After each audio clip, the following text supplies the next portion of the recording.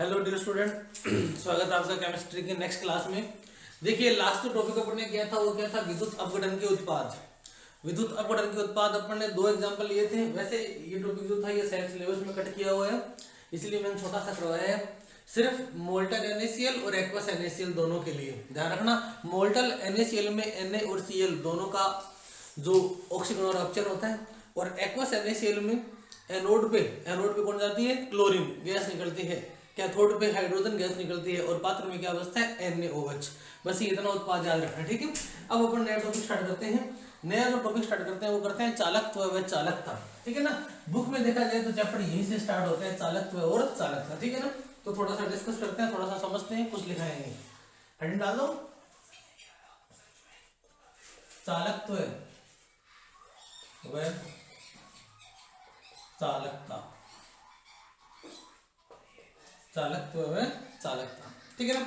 देखो क्या होता है, हम चालकता की अगर बात करें तो चालकता दो प्रकार की हम नॉर्मली पढ़ते हैं। एक ऐसी चालकता जो आयनों के कारण हो, जैसा कि केमिस्ट्री में पढ़ी जाती है, इसे विद्युत अपघटनी चालकता बोलते हैं, आयनिक चालकता बोलते हैं। और एक ऐसी चालकता जो धातुओं में इलेक्ट्रॉनों के कारण हो, इसे धात्विक चालकता या इलेक्ट्रॉनिक चालकता बोलते हैं, ठीक है ना। तो दो प्रकार की चालकताएं नॉर्मली चलती हैं। एक कौन सी होगी, आयनिक चालकता। आयनिक चालकता में आवेश का जो स्थानांतरण होता है वो आयनों के द्वारा होता है, और ऐसा विद्युत अपघटनी विलयनों में होता है। तो विद्युत अपघटनी जो विलयन होते हैं उनके द्वारा जो चालकता दर्शाई जाती है वो आयनिक चालकता होती है। यहाँ आवेश का प्रवाह आयनों के द्वारा होता है, चालकता का प्रवाह आयनों के द्वारा होता है। दूसरी जो चालकता होती है वो चालकता होती है धात्विक चालकता। धात्विक चालकता धातुओं में प्रदर्शित की जाती है, और धातुओं में जो चालकता प्रदर्शित की जाती है वहां जो आवेश का प्रवाह हो रहा है उस प्रवाह को करने का काम कौन करते हैं, इलेक्ट्रॉन करते हैं। क्या करते हैं, इलेक्ट्रॉन। तो इस चीज को हम इक्वेशन से स्टार्ट करेंगे, ठीक है ना, ताकि छोटे मोटे डाउट है ना वो साथ में क्लियर हो जाएंगे। तो यहाँ चालकत्व एवं चालकता में सबसे पहले आप इक्वेशन लिखिए। लिखो क्वेश्चन, लिखिए। देखिए, धात्विक एवं विद्युत अपघटनी चालकता किसे कहते हैं, समझाइए।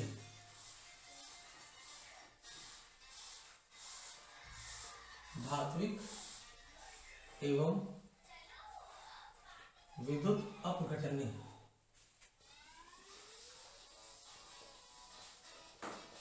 चालकता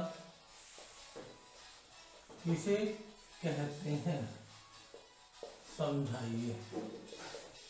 अब इनकी परिभाषा और कोई अंतर है तो वो अंतर कर लेंगे, ठीक है ना। तो ये वाला टॉपिक क्लियर हो जाएगा, फिर आएंगे उसके ऊपर कि चालकत्व या चालकता किसी भी प्रकार की हो, उनके सिंबल क्या होते हैं, उनके मात्रक क्या होते हैं, ठीक है ना।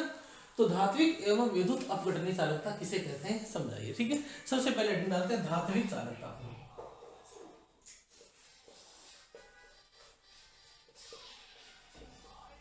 धात्विक चालकता, देखो क्या होगी, धातुओं के द्वारा प्रदर्शित की गई चालकता क्या होती है, धात्विक चालकता होती है। और ये जो चालकता होती है ये इलेक्ट्रॉनों के कारण दर्शाई जाती है, इसीलिए इसका एक और नाम जो है वो इलेक्ट्रॉनिक चालकता भी होता है। ये लिख लो, ठीक है ना।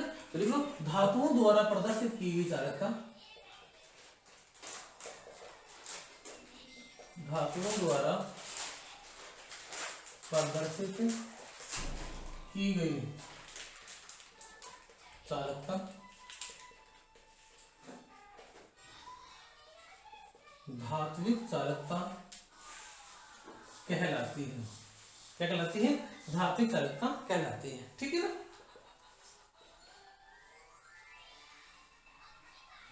इसमें आवेश का स्थानांतरण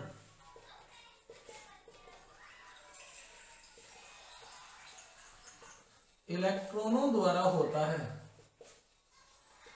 अतः इसे इलेक्ट्रॉनिक चालकता भी कहते हैं।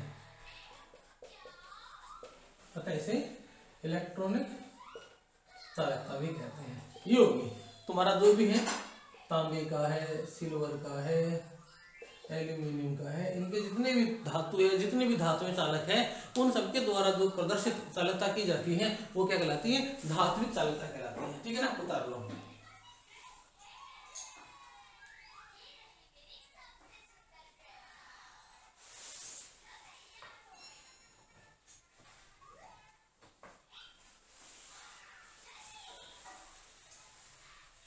हो गया, ठीक है ना। अब देखो एक बात सुनो, हमने तांबे का तार लिया और तांबे का तार लेके इसमें से धारा प्रवाहित की, तो धारा प्रवाहित करने से पहले फिर हमने धारा प्रवाहित कर दी, धारा प्रवाह हो गया, उसके बाद तार में कोई फर्क पड़ता है क्या? तार में किसी प्रकार का कोई परिवर्तन नहीं होता, ना उसका संगठन बदलता, ना उसमें कोई रासायनिक परिवर्तन होता। हुआ क्या, ये इलेक्ट्रॉन का चालक है, तो इधर से एक इलेक्ट्रॉन आया, जैसे इसने इलेक्ट्रॉन दिया इधर से एक इलेक्ट्रॉन निकल गया, तो इसमें इलेक्ट्रॉन का ट्रांसफर हो गया, इलेक्ट्रॉन का ट्रांसफर हो गया तो धारा प्रवाहित होगी। तो ये खास बात ये है कि धात्विक चालकता जो होती है इसके द्वारा पदार्थ में किसी प्रकार का कोई रासायनिक परिवर्तन या उसके संगठन में किसी प्रकार का कोई परिवर्तन नहीं होता। ये लाइन इंपॉर्टेंट लगा के लेना, ठीक है। देखिए धात्विक चालकता प्रदर्शित करने वाले पदार्थों में किसी प्रकार का धात्विक चालकता प्रदर्शित करने वाले पदार्थों में धात्विक चालकता के कारण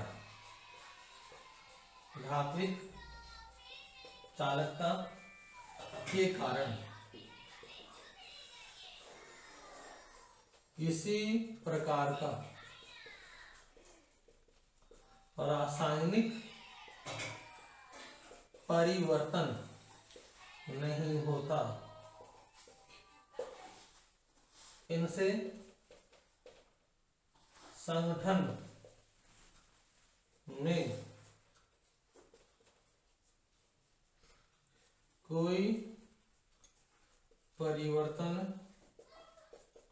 नहीं आता है।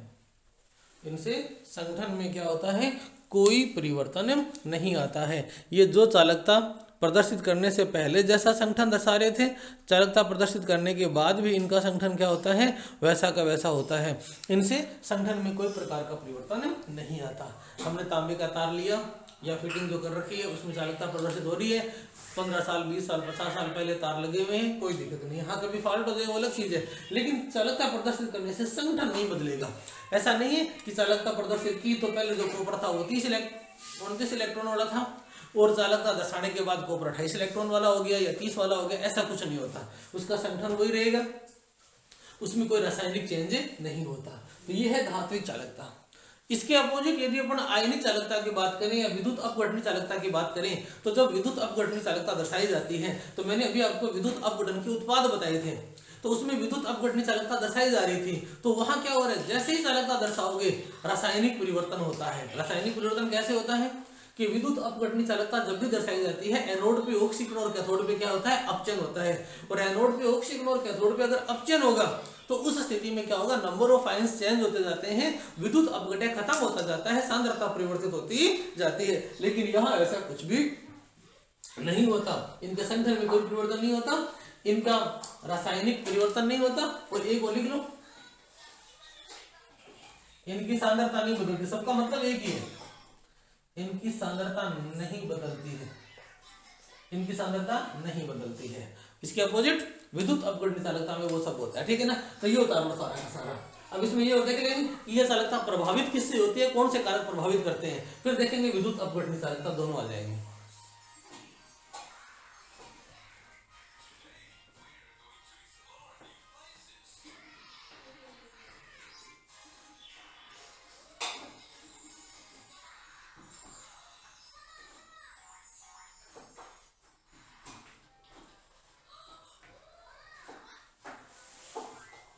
बता लिए, ठीक है ना।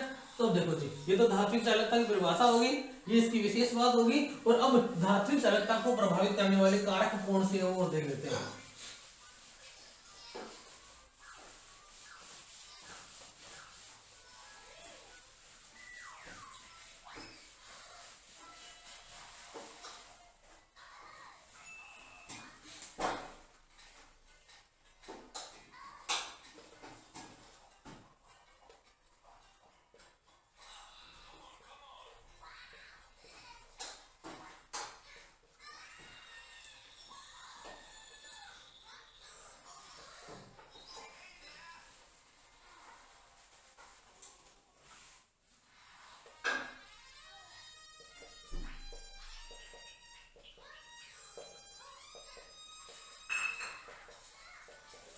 धात्विक चालकता को प्रभावित करने वाले कारक कौन से कारक हैं जिनके द्वारा धात्विक चालकता क्या होती है, प्रभावित होती है। ठीक है ना। तो देखिए नंबर 1, पहला धातु की प्रकृति। धातु की प्रकृति अर्थात धातु के संयोजी कोश में मुक्त इलेक्ट्रॉनों की संख्या। धातु के संयोजी कोश में मुक्त इलेक्ट्रॉनों की संख्या। ठीक है ना, ये पहली है। ठीक है ना। धातु अपने चालक पढ़े हैं। एक संयोजी बैंड होता है, एक चालन बैंड होता है। संयोजी बैंड चालन बैंड जहां मिक्स हो जाते हैं तो वहां क्या हो जाता है, चालकत्व आ जाता है। ठीक है ना। तो संयोजी बैंड के इलेक्ट्रॉन चालन बैंड में चले जाएंगे तो जो ये संयोजी कोश है या जो संयोजी बैंड है उसमें कितने मुक्त इलेक्ट्रॉन है इस पर चालकता निर्भर करती है। जहां नंबर ऑफ इलेक्ट्रॉन ज्यादा होते हैं वहां चालकता भी क्या होती है, ज्यादा होती है। तो ये धातु की पहली प्रकृति होगी कि धातु की प्रकृति कैसी है, धातु की क्या है, प्रकृति कैसी है, यानी उसके संयोजी कोश में मुक्त इलेक्ट्रॉन कितने हैं। नंबर 2, धातु का घनत्व। ये घनत्व भी क्या करता है, इलेक्ट्रॉनों के स्थानांतरण को प्रभावित करता है। धातु का घनत्व है, घनत्व के आधार पे क्या होगा, चालकता कम या ज्यादा हो सकती है। नंबर 3, धातु की संरचना। देखो जी, धातु की संरचना से मेरा मतलब यहाँ धातु की ज्यामिति से है। ठीक है ना। हम जब सॉलिड स्टेट चैप्टर पढ़ेंगे तो वहां पढ़ेंगे कि अलग अलग प्रकार की ज्यामितियां होती है। कोई FCC है, कोई CCP है, कोई HCP है। वो ज्यामितियां भी चालकता को क्या करती है, प्रभावित करती है। और चौथा, ताप। ये ध्यान रखना, ताप है ना, ये चालकता को प्रभावित करता है। और हमेशा ताप बढ़ाने पर प्रतिरोध बढ़ता है, और प्रतिरोध बढ़ता है तो चालकता क्या होती है, घटती है। तो ताप, तो इसके ब्रैकेट लिख लेना, ताप बढ़ाने पर सदैव चालकता में कमी आती है। ताप बढ़ाने पर सदैव चालकता में क्या आती है, कमी आती है। क्योंकि हमेशा जैसे जैसे आप ताप बढ़ाओगे वैसे वैसे प्रतिरोध का मान बढ़ता जाएगा, और प्रतिरोध ज्यादा होगा तो चालकत्व क्या होगा, कम होगा। तो धात्विक चालकत्व या चालकता जो है उसको प्रभावित करने वाले मुख्य कारक ये 4 है। धातु की प्रकृति है, यानी धातु के संयोजी कोश में मुक्त इलेक्ट्रॉनों की संख्या कितनी है ये भी निर्भर करती है। धातु का घनत्व है, धातु की संरचना है, और ताप है। ताप बढ़ाने पर हमेशा बढ़ती है। ठीक है ना। अब देखो जी, ये जो धात्विक चालकता होती है इसमें सीधा सा फंडा होता है कि धातु के एक तरफ से, ये आपका धातु का ताज या छड़ है, एक तरफ से जैसे ही इलेक्ट्रॉन दिया जाता है दूसरी तरफ धातु क्या करती है, आवेश को संतुलित करने के लिए ये इलेक्ट्रॉन क्या के छोड़ देती है। तो इलेक्ट्रॉन क्या हो गया, यहाँ से यहाँ आया, ये चलता हुआ यहाँ से निकल रहा है, नहीं निकल रहा, तो इसके द्वारा क्या होता है, धारा का प्रवाह हो रहा है। अब इसका नाम धात्विक चालकता है, लेकिन ये जरूरी नहीं है कि हमेशा धातुओं के द्वारा ही प्रदर्शित की जाए। कुछ ऐसे पदार्थ भी है जो धातु नहीं है लेकिन उनमें धात्विक चालकता प्रदर्शित की जाती है। यानी वे सारे पदार्थ, वो चाहे धातु हो या अधातु हो, यदि वो इलेक्ट्रॉनों का स्थानांतरण कर सकते हैं, यदि उनमें से इलेक्ट्रॉनों का प्रवाह हो सकता है, तो उन सबके द्वारा क्या प्रदर्शित की जाएगी, धात्विक चालकता प्रदर्शित की जाएगी। ठीक है ना। तो आप लोग ये कारक उतार लीजिए और उसके बाद स्टार लगा के लिख देंगे कि धात्विक चालकता केवल धातुओं के द्वारा ही प्रदर्शित की जाए, कोई जरूरी नहीं है। ग्रेफाइट का नाम सुना है, कार्बन है, अधातु है, ग्रेफाइट की रोड होती है और अच्छी चालक होती है, और उसमें धात्विक चालकता ही पाई जाती है। क्यों? क्योंकि उसमें इलेक्ट्रॉनों का स्थानांतरण होता है। तो आप उतार लो और फिर स्टार लगा के लिख लेना। उतार लिया, स्टार लगा के लिखिए, धात्विक चालकता केवल धातुओं द्वारा ही प्रदर्शित की जाए यह आवश्यक नहीं है। धात्विक चालकता केवल धातुओं द्वारा ही प्रदर्शित की जाए यह आवश्यक नहीं है, यह आवश्यक नहीं है। कुछ ऐसे पदार्थ जो धातु नहीं है, कुछ ऐसे पदार्थ जो धातु नहीं है, कुछ ऐसे पदार्थ जो धातु नहीं है परंतु जिनमें इलेक्ट्रॉनों का स्थानांतरण हो सकता है, परंतु जिनमें इलेक्ट्रॉनों का स्थानांतरण हो सकता है, धात्विक चालकता प्रदर्शित करते हैं।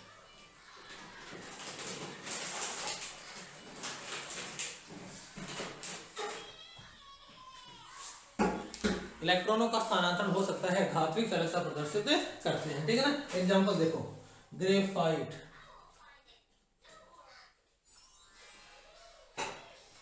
कार्बन ब्लैक, कार्बन ब्लैक काजल टाइप होता है, ये गैस में धातु का अलग होता है, ठीक है ना। कार्बन ब्लैक और कार्बनिक बहुलक, कुछ कार्बनिक बहुलक, सारे नहीं, कुछ कार्बनिक बहुलक, एथीन के कुछ कार्बनिक बहुलक होते हैं जो विद्युत के क्या होते हैं, चालक। और ये तो कुछ ऐसे चालक हैं जो चालक ही नहीं, सुपर चालक जैसे गुण है इनमें, ठीक है ना, इनके रिसर्च चल रहा है, ठीक है ना। तो ये भी क्या होते हैं, धात्विक चालकता प्रदर्शित करते हैं। तो ये हो गया अपने प्रश्न का पहला पार्ट, धात्विक चालकता क्या होती है और कैसे प्रदर्शित की जाती है, ठीक है ना। उतार लिया, उतार लो। इसके बाद लिखेंगे विद्युत अपघटनी चालकता, ये एग्जाम्पल उतार लेना। इसके बाद हम लिखेंगे विद्युत अपघटनी चालकता,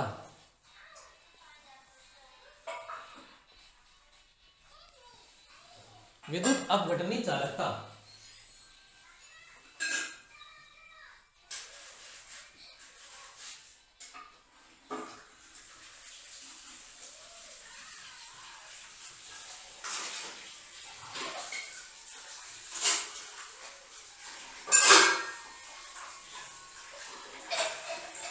हो गया, लिख लो विद्युत अपघटनी चालकता। अभी यही प्रश्न नहीं चल रहा है, इसी का पाठ चल रहा है, विद्युत अपघटनी चालकता।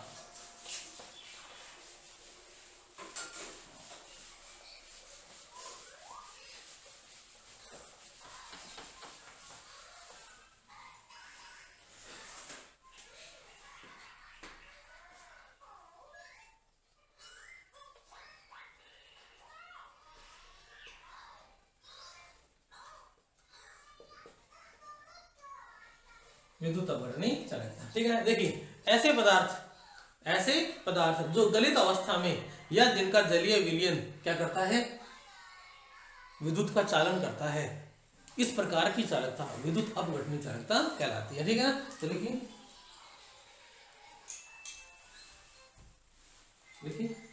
वे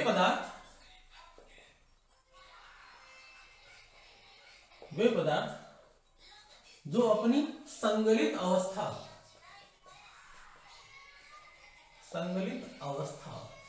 इसको बोलते हैं मोल्टन, पिघली अवस्था, संगलित अवस्था, अथवा अपने जलीय विलयन में विद्युत का चालन करते हैं,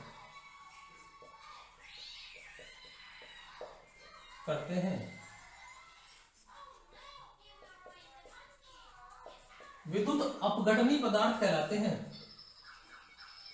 विद्युत अपघटनी अंग्रेजी बोलते हैं इलेक्ट्रोलाइट, ये बहुत बार पढ़ा होगा, ठीक है ना, इलेक्ट्रोलाइट या इलेक्ट्रोलाइटिक, ठीक है ना। तो विद्युत अपघटनी इलेक्ट्रोलाइट पदार्थ कहलाते हैं, विद्युत अपघटनी पदार्थ कहलाते हैं, तथा इनके द्वारा प्रदर्शित की गई चालकता,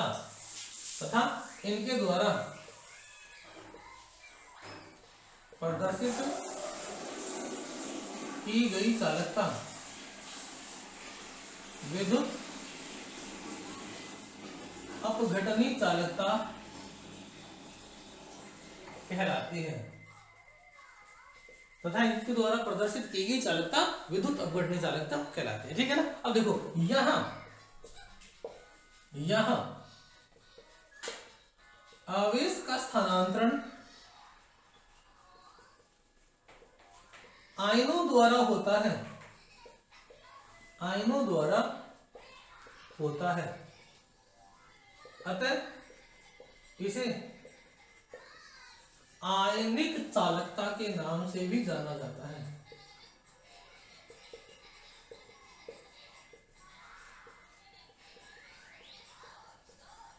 इसे आयनिक चालकता के नाम से भी जाना जाता है, ठीक है ना। जैसे एग्जांपल, इसके दोनों एग्जांपल पीछे पढ़ चुके हैं।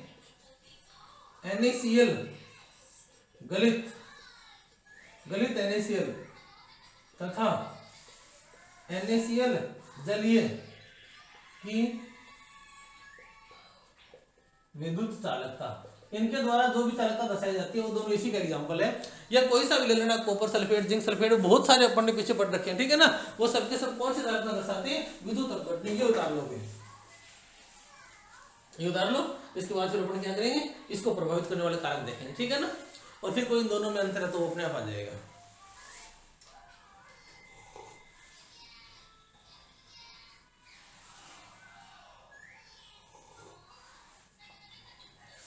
उतार लीजिए इसको।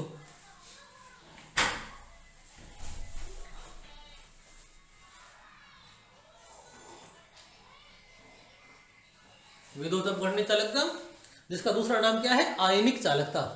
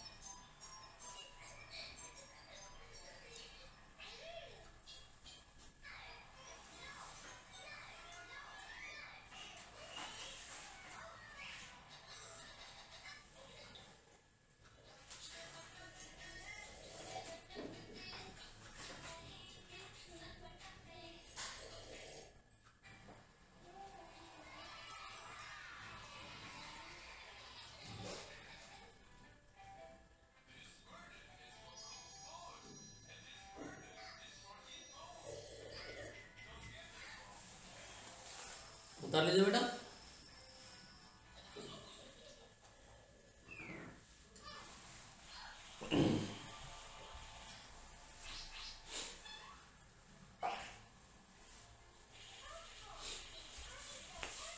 हो गया, ठीक है ना। अब देखो ये क्या कहते हैं कि ये जो विद्युत अपघटनीय चालकता है, इस चालकता के आधार पे जो ये विद्युत अपघटे हैं इनको दो भागों में बांटा हुआ है, पहले वो देखेंगे, ठीक है ना।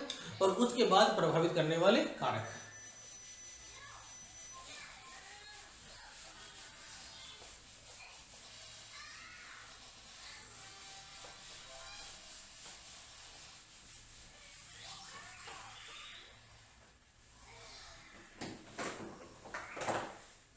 स्टार्ट लिखना, लिखना इलेक्ट्रोलाइट, इलेक्ट्रोलाइट्स यानी विद्युत अपघट्यों, इलेक्ट्रोलाइट्स या विद्युत अपघट्यों को दो भागों में बांटा जाता है, ठीक है ना। ये देखना, ये से पहले समझ लेना दो कौन से भाग हैं। देखिए हमने इन विद्युत अपघटों को दो भागों में बांटा है। पहली तो कैटेगरी आती है वो आती है स्ट्रॉन्ग इलेक्ट्रोलाइट या प्रबल विद्युत अपघट्य,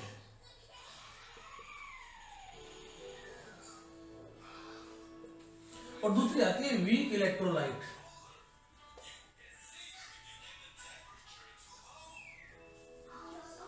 या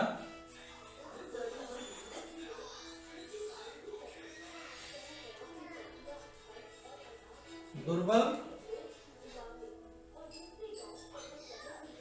विद्युत अपघटन। देखो हमने किसी पदार्थ को लिया और उसको पानी में डाला, जैसे ही पदार्थ को पानी में डाला वो अपने आयनों में टूटेगा, क्योंकि विद्युत अपघटन का काम क्या होता है, आयनों में टूटना, और आयनों में टूट के वो क्या करता है, चालकता प्रदर्शित करता है। यदि आपने पदार्थ को पानी में डाला और पानी में डालते वो पूर्ण रूप से अपने आयनों में टूट गया, जितने आयन थे वो सारे मुक्त कर दिए, तो ऐसा पदार्थ कहलाता है प्रबल विद्युत अपघटन। क्या कहलाता है, प्रबल विद्युत अपघटन या स्ट्रॉन्ग इलेक्ट्रोलाइट। और जैसे पानी में डाला, पानी में डालने के बाद वो थोड़ा सा टूटा, जिसमें आंशिक क्या पाया जाता है, वियोजन, उसे कहते हैं दुर्बल विद्युत अपघटन।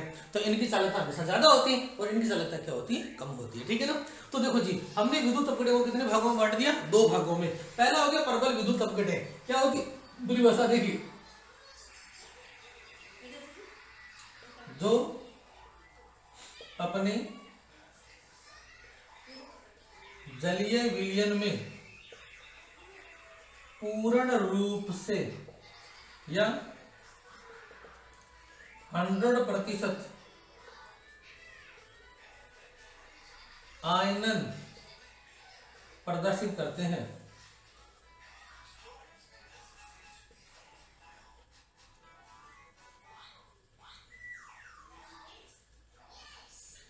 प्रबल विद्युत अपघटय कहलाते हैं। ठीक है ना। अब ये पूर्ण रूप से या 100% करते हैं तो ये क्या होंगे, आंशिक रूप से, जो अपने जलीय विलयन में आंशिक रूप से आयनन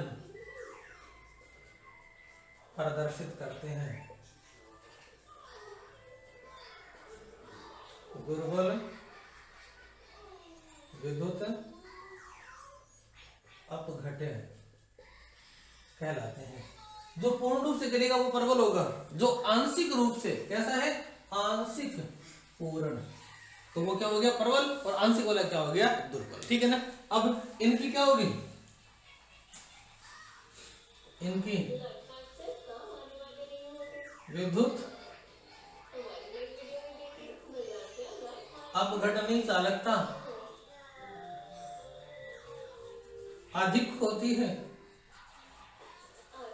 इनकी विद्युत अपघटनी चालकता कम होती है।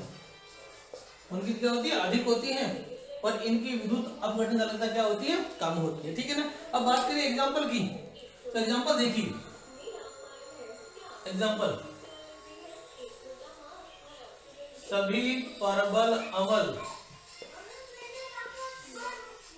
सभी प्रबल क्षार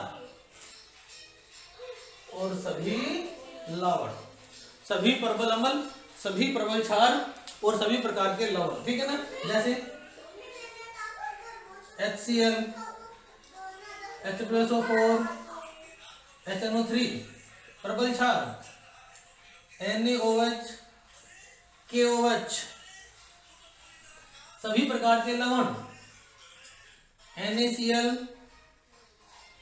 KCl, Na2SO4 इत्यादि लवण कोई सा भी ले लेना, वो सब के सब किस में आते हैं, प्रबल विद्युत अपघटय में। इधर एग्जांपल देखो, सभी दुर्बल अम्ल, सभी दुर्बल क्षार, दुर्बल अम्ल और दुर्बल क्षार। ठीक है ना। लवण नहीं आती इस श्रेणी में। ठीक है ना। दुर्बल अम्ल जैसे कार्बनिक अम्ल HCOOH, CH3COOH, RCOOH, दुर्बल क्षार में NH4OH इत्यादि। ये लो, ये हो गए आपके प्रबल अम्ल, प्रबल क्षार, प्रबल लवण, ये प्रबल सारे विद्युत अपघटय, दुर्बल वाले दुर्बल विद्युत अपघटय। इनको जब भी लोगे ये हमेशा पूर्ण रूप से आयनित हो जाते हैं, 100% आयनन शो करते हैं, और इनको जब भी लिया जाता है ये आंशिक रूप से क्या होते हैं, आयनित होते हैं। ठीक है ना। इनको उतार लो, फिर इनके नीचे और लिखूंगा, आपकी कॉपी में इसके नीचे जगह पड़ी है, वहां कुछ और लिखोगे, इसके नीचे भी कुछ और लिखूंगा। ठीक है ना। पहले ये उतार लो। हमने क्या किया, विद्युत अपघटयों को उनके वियोजन के आधार पे, पानी में डालने के आधार पे, उनके द्वारा प्रदर्शित की गई चालकता के आधार पे कितने भागों में बांट दिया, 2 भागों में। पहले कौन से होगी, प्रबल विद्युत अपघटय, और दूसरे कौन से होगी, दुर्बल विद्युत अपघटय। प्रबल विद्युत अपघटय जिनका पूर्ण रूप से आयनन होता है, और दुर्बल जिनका आंशिक रूप से आयनन होता है। ये पूर्ण रूप से आयनित होते हैं तो अधिक चालकता प्रदर्शित करते हैं, ये पूर्ण रूप से आयनित नहीं होते तो इनके द्वारा क्या की जाती है, कम चालकता प्रदर्शित की जाती है। इनमें सभी दुर्बल अम्ल आते हैं, सभी दुर्बल क्षार आते हैं और सारे लवण आते हैं। इनमें सभी प्रबल अम्ल, प्रबल क्षार और सारे लवण, इनमें दुर्बल अम्ल और दुर्बल क्षार आते हैं। ठीक है ना। उतार लीजिए, आगे काम करते हैं।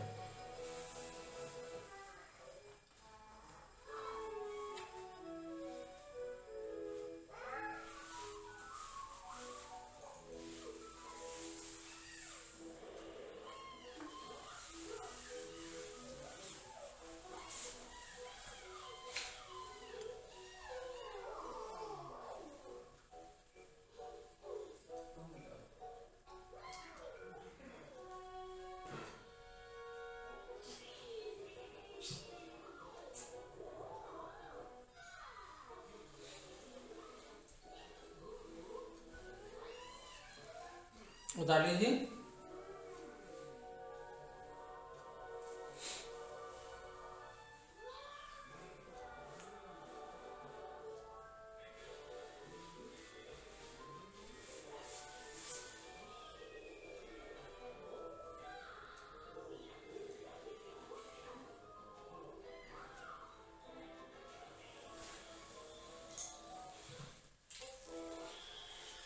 हो गया। अब देखो जी, इसके नीचे लिखा हुआ जो यहाँ लिखेंगे और इसके नीचे वाला इधर लिखेंगे, ठीक है ना।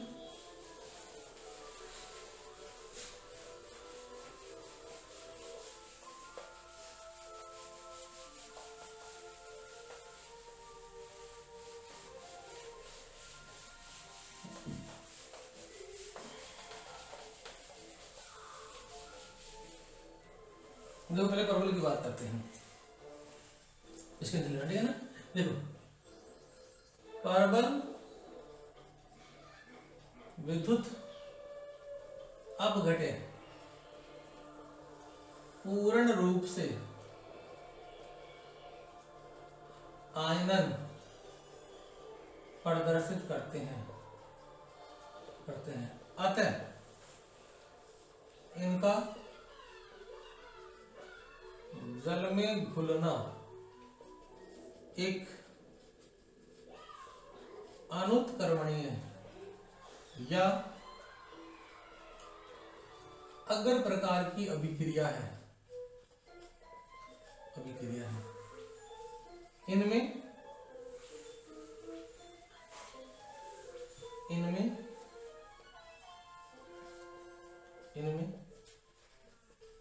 साम्य अवस्था नहीं आती है। इनमें साम्य अवस्था नहीं आती है, ठीक है ना। जैसे मैंने लिया NaCl प्लस H2O, तो हम इस प्रकार से शो करेंगे कि ये किस में चेंज हो गया, Na प्लस Cl माइनस और H2O टूट के इनके साथ एक्वस बन गए ये लोग। अब Na प्लस Cl माइनस, ये इस प्रकार की अभिक्रिया होगी। ये अभिक्रिया उनके लिए दर्शाई जाती है जो अभिक्रिया पूर्णता की हो, जहां क्या हो, पूर्ण हो जाए, जहां क्या हो, क्रिया कारक जो होते हैं ना वो खत्म हो और पूर्ण रूप से क्या प्राप्त हो जाए, उत्पाद प्राप्त हो जाए, क्रिया कारक खत्म हो जाएगा। तो ये अभिक्रिया किसकी ओर अग्रसर है, पूर्णता की ओर अग्रसर, ठीक है ना। लेकिन अगर अपन करेंगे दुर्बल विद्युत अपघटन के लिए बात, तो वहां कभी पूर्णता की ओर अग्रसर वाली अभिक्रिया नहीं आती, ठीक है ना। देखो दुर्बल विद्युत अपघटन पूर्ण रूप से आयनित नहीं होते हैं, अतः इनमें कुछ समय पश्चात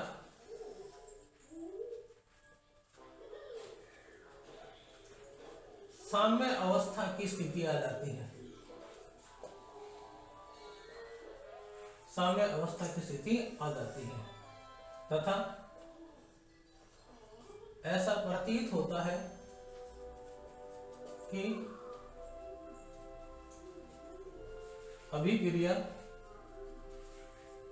रुक गई है, तथा ऐसा प्रतीत होता है कि अभिक्रिया रुक गई है, ठीक है ना। जैसे ये है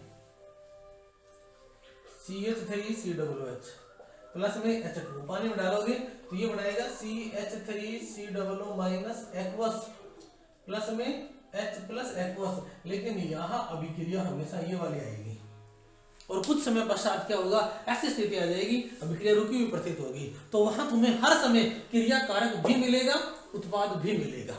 यहाँ थोड़ी देर में क्रिया कारक खत्म हो जाता है, उत्पाद ही बचता है, लेकिन यहाँ ऐसा नहीं होता, ठीक है ना। तो ये अभिक्रिया कभी पूर्णता की ओर नहीं जाती, ये पहले ही रुक जाएगी। इसमें कौन सी अवस्था आ जाएगी, साम्य अवस्था, और ये साम्य अवस्था पर आकर रुक जाएगी, इसमें साम्य अवस्था नहीं आती। तो प्रबल विद्युत अपघटन की जो विक्रिया होती है वो पूर्णता की ओर अग्रसर होती है, कुछ ही समय पश्चात सारा का सारा क्रिया कारक टूट के उत्पाद बना लेगा, लेकिन इसमें ऐसा नहीं होता, थोड़ा सा क्रिया कारक टूट के उत्पाद बनाता है, बाकी क्रिया कारक रहेगा। तो तुम्हें थोड़ी देर बाद लगेगा कि विक्रिया रुक गई, लेकिन उस समय भी गतिक साम्य है, उस समय भी क्रिया कारक टूट के उत्पाद बना रहा है, लेकिन जितना क्रिया कारक टूट के उत्पाद बना रहा है उतना ही उत्पाद वापस किसका निर्माण कर रहा है, क्रिया कारक का, ठीक है ना। ये स्थिति आ जाती है, इसको और उतार लो। तो ये अभिक्रियाएं कभी पूर्णता की ओर अग्रसर नहीं होती, ये अभिक्रिया साम्य अवस्था पर आके रुक जाती है और इसमें साम्य अवस्था पर स्थिति हो जाती ही नहीं है। क्लियर है, ये उतार लीजिए। इसके बाद का जो टॉपिक है वो टॉपिक अपन पढ़ेंगे कौन सा, विद्युत अपघटनी चालकता को प्रभावित करने वाले कारक। और इसके साथ ही हमारा आज का क्वेश्चन क्या हो जाएगा, खत्म हो जाएगा। ठीक है ना, विद्युत अपघटनी चालकता को प्रभावित करने वाले कारक उतार लीजिए फटाफट, फिर वो और करवा देता हूँ।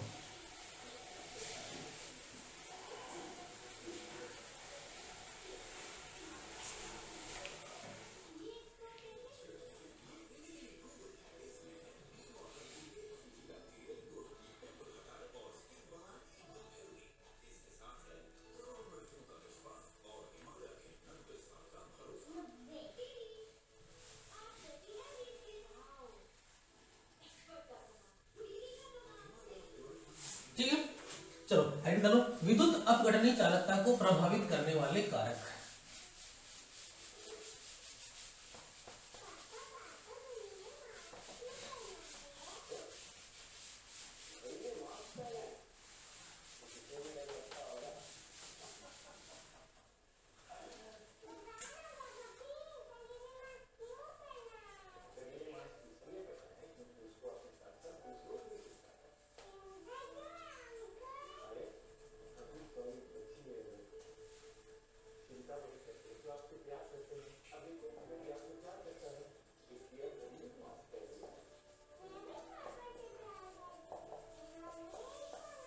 देखो जी, विद्युत अपघटन चालकता को कौन सी चीजें प्रभावित करती है वो देखिए। नंबर 1,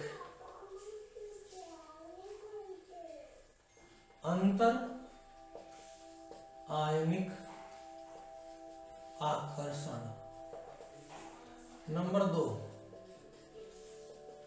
विलायकन या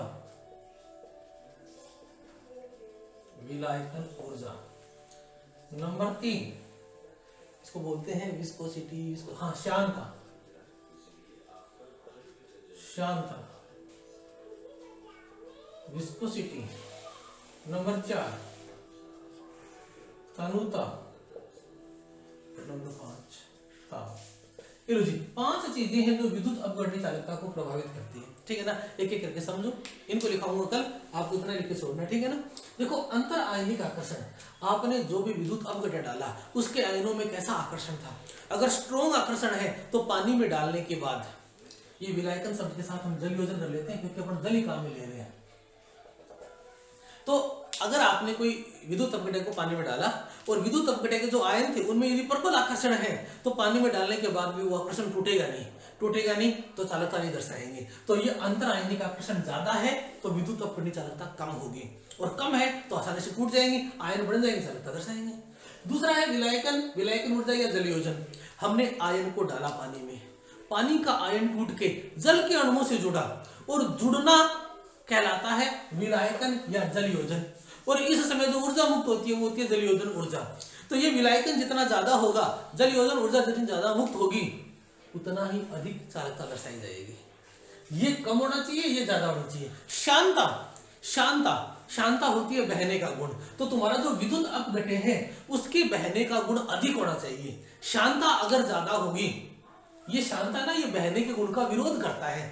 अगर वो आयन कम शांता वाला है तो आसानी से इलेक्ट्रोडों पे पहुंच जाएगा, अधिक चालकता दर्शाएगा। शांता ज्यादा है तो इलेक्ट्रोडों पे पहुंचेगा ही नहीं, तो विद्युत आपकी चालकता क्या होगी, कम होगी। तो शांता का मान क्या होना चाहिए, कम। इसका मान कम, इसका ज्यादा, इसका कम। तनुता बढ़ाओगे, प्रबल हो या दुर्बल हो, तनुता बढ़ाने पर आयन मुक्त होते हैं। आयन मुक्त होते हैं तो ज्यादा आयन आएंगे, जितने ज्यादा आयन आएंगे उतनी ज्यादा चालकता प्रदर्शित की जाएगी, तो तनुता बढ़ाने पर चालकता बढ़ेगी। और ताप, अगर ताप बढ़ाते हैं तो देखो विद्युत अपघटनी चालकता का सारा केस जो होता है ना वो भी वियोजन पे निर्भर करता है। आयन बढ़ेंगे, विद्युत अपघटक को डाला है वो टूटेगा, उससे आयन बढ़ेंगे तब जाके चालकता दर्शाई जाएगी। और ताप बढ़ाने पर हमेशा वियोजन बढ़ता है, तो जैसे ही ताप बढ़ाएंगे वियोजन की मात्रा बढ़ेगी, दूसरी गतिक ऊर्जा बढ़ेगी। ये दोनों जो है ना वो किस में करती है, चालकता बढ़ाने में सहयोग करती है। तो ये सब चीजें हम कल की क्लास में डिटेल से लिखेंगे एक एक करके। तो कौन से 5 कारक प्रभावित करते हैं विद्युत अपघटनी चालकता को। अंतर आयनिक आकर्षण, ये विद्युत अपघटक के आयनों के बीच का आकर्षण है। विलायकन, जल योजन या विलायकन ऊर्जा, ये वो ऊर्जा या वो योजन है जो विद्युत अपघटक और विलायक के बीच में होता है।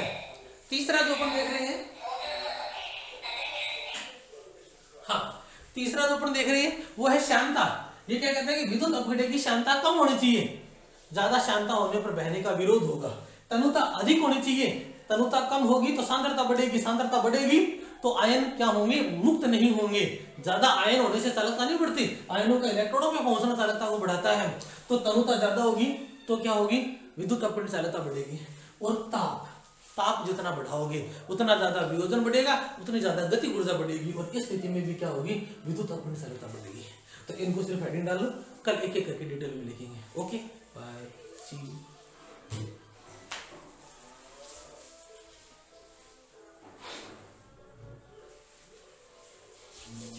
और हाँ, आज की क्लास में मैं वो न्यूमेरिकल करवाना भूल गया, कल की क्लास में कराऊंगा, ठीक है ना। पीछे वाले सारे न्यूमेरिकल कल की क्लास में भेजूंगा, ठीक है।